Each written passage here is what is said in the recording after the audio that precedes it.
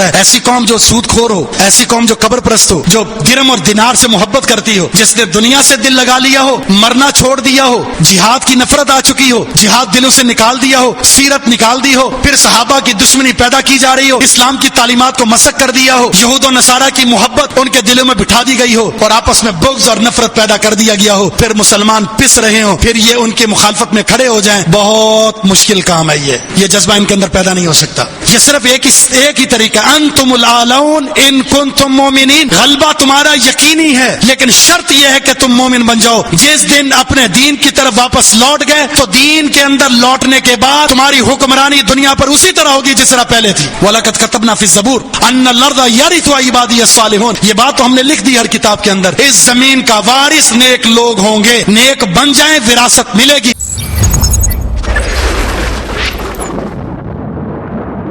ایک عام مسلمان کیا کر سکتا ہے؟ میں اور آپ کیا کر سکتے ہیں؟ حاکم جانے نہیں دیتا، جہاد کا اعلان نہیں کرتا، اپنی فوج کو نہیں بیچتا، بارڈر بند ہیں، نہیں جا سکتے آپ، تو یہاں رہ کر یہود و نصارہ کی دشمنی کا اظہار کیسے کر سکتا ہوں؟ دعائیں تو ہم کر رہے ہیں، وہ جاری رہیں گی، لیکن اس وقت یہود و نصارہ کی نفرت چونکہ وہ مسلم دشمنی پر ہے، اسلام کو مٹانا چاہتے ہیں، مسلمانوں کو مٹانا چاہتے ہیں، تو سب سے پہلا میرا اور آپ کا فریضہ یہ بنتا ہے، وہ اسلام کو مٹانا چاہتے ہیں، ہم اسلام کو زندہ کریں۔ اسلام کو کیسے زندہ کر سکتے ہیں؟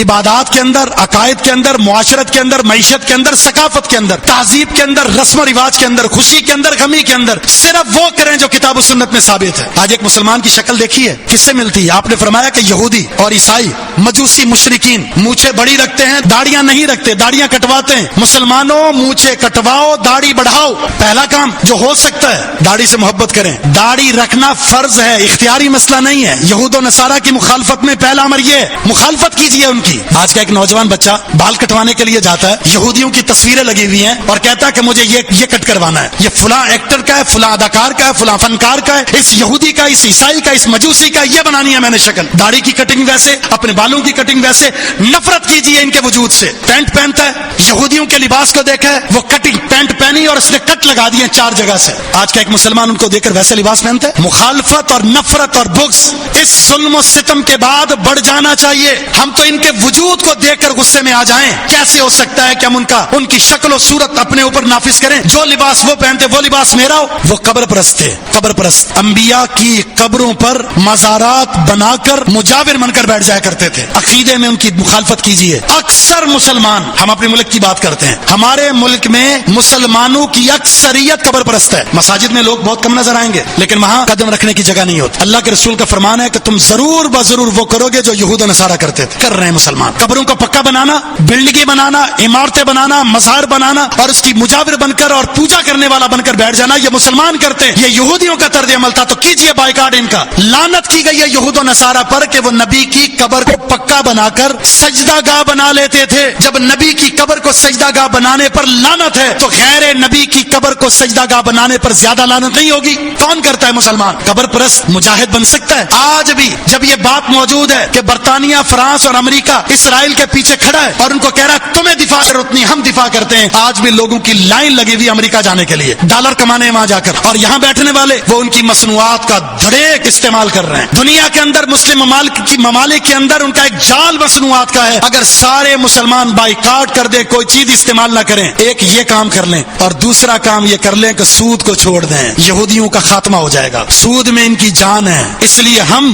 بے جان اس لیے ہو چکے ہیں کہ مسلمان اللہ کے ساتھ سود کا استعمال کر کے اعلان جنگ کر رکھا ہے۔ کسی نے ان کے ساتھ دشمنی کرتے ہوئے سیونگ اکاؤنٹ ختم کیا، کریڈٹ کارڈ بند کر دیا اس نے۔ آپ کو کسی جگہ سے ملتا ہے 30% ڈسکاؤنٹ، آپ کریڈٹ کارڈ استعمال کریں تو آپ کے منہ سے پانی نکل آتا ہے، جبکہ سود کے ساتھ آپ نے معاہدہ کر لیا بینک کے ساتھ۔ آپ نے اسلام کے مخالف ہونے کی وجہ سے اور یہودیوں کی اس میں جان ہے ان کی مخالفت کی وجہ سے کیا اسے پھینکا اٹھا کر سود پر پیسے لیتے ہیں گھر بنانے کے لیے، سود پر پیسے لیتے ہیں نئی گاڑی کے لیے۔ بینک جس نے 2 نمبریاں کر رکھی ہیں کہ یہ مزاربت ہے، یہ تکافل ہے، ہم سود نہیں لیتے، ہم چیریٹی کر دیتے ہیں، اسلامی شریعہ بینک ہے، فلاں میزان بینک ہے، کوئی اسلامی بینک نہیں ہے، صرف یہ فراڈ ہے۔ یہ بھی وہ یہود و نصارہ کی طرح۔ اللہ کے رسول نے مکہ میں فتح مکہ کے موقع پر بہت ساری چیزوں کی حرمت کا اعلان کیا تھا۔ اس موقع پر پر رسول اللہ صلی اللہ علیہ وسلم سے کہا گیا تھا کہ اللہ کے رسول یہ جو چربی ہے چربی فإنها يطلى بها السفن، مردہ جانوروں کی چربی استعمال کر سکتے ہیں، اس سے ہم اپنی کشتیوں کا لپائی کرتے ہیں، جو چمڑے ہوتے ہیں ان کی صفائی میں کام آتی ہے. آپ نے کہا نہیں، جانور حرام ہے تو اس کا گوشت بھی حرام، اس کی چربی بھی حرام. حلال جانور جب مر جائے تو اس کا گوشت بھی حرام، اس کی چربی بھی حرام. پھر اس موقع پر آپ نے فرمایا تھا اللہ تعالیٰ یہودیوں پر لعنت کرے، برباد کر دے. جب اللہ نے ان پر چربی کو حرام کیا تھا تو انہوں نے کیا 2 نمبری کی، چربی کو پگھلا کر تیل بنا کر اسے بیچا اور اس کی قیمت سے فائدہ اٹھایا. اور آپ نے پیشن گوئی کی تھی ایسا ہو تم بھی حرام چیزوں کو حلال کا نام دو گے اور اسے استعمال کرو گے. نشہ اور بہت ساری چیزیں ہیں جسے نشہ سمجھا ہی نہیں جاتا. سگریٹ کو کوئی نشہ سمجھتا ہے،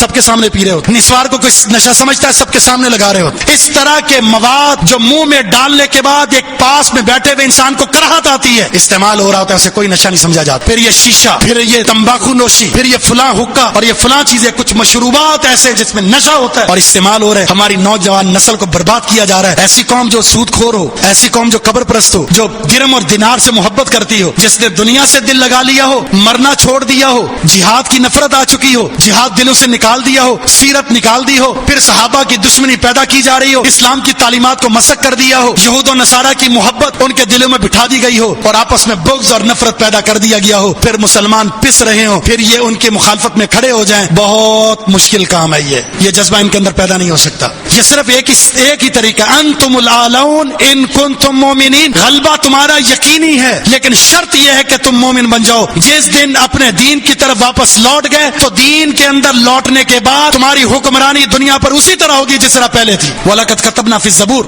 أَنَّ الْأَرْضَ يَرِثُهَا عِبَادِيَ الصَّالِحُونَ. یہ بات تو ہم نے لکھ دی ہر کتاب کے اندر. اس زمین کا وارث نیک لوگ ہوں گے، نیک بن جائیں، وراثت ملے گی. آپ جانتے ہیں ایک چھپکلی جس نے ابراہیم علیہ السلام پر جب آگ لگائی گئی تھی، اس نے صرف پھونک ماری تھی. اس کی پھونک سے اس آگ کو کیا ہوگا، کتنی بھڑکے گی وہ. لیکن حدیث میں آتا ہے کہ اس چھپکلی کو مارو، ایک ضرب سے مارو گے تو 100 نیکیاں ملیں گی. اس کے قتل کی ایک وجہ یہ بھی ہے کہ یہ اس لشکر کا حصہ تھی جس لشکر نے ابراہیم علیہ السلام پر آگ لگائی تھی. ساتھ میں کتنا ساتھ دے دیا ہوگا، نہ ہونے کے برابر. تو ہم کم از کم اس لشکر کا حصہ ہو جائیں، ان کی مصنوعات کا بائیکاٹ کر کے چاہے 1 روپے کا ان کا نقصان ہو تو کم از کم ان کے مخالفین کی فہرست میں تو آ جائیں گے. یہ ایسی قوم ہے کہ اولئک شرار الخلق عند اللہ، یہ اللہ کے نزدیک سب سے بدترین مخلوق ہے. تو یہ اسلام دشمن ہے، مسلم دشمن ہے. یہ دشمنی آج ان کے ساتھ ہے، کل ہمارے ساتھ ہوں گی. اگر اکٹھے نہ ہوئے تو اس طرح ہمیں ذبح کیا جائے گا، مارا جائے گا. اللہ سے دعا ہے کہ رب العالمین ہمیں اپنے اسلام کی طرف واپس لوٹنے کی توفیق عطا فرما دے. جو مسلم دشمنی ان کے اندر ہے، ہمیں اتنی ہی اسلام محبت ہمارے دلوں میں پیدا فرما دے. وما توفیق الا باللہ، وآخر دعوانا الحمدللہ رب العالمین.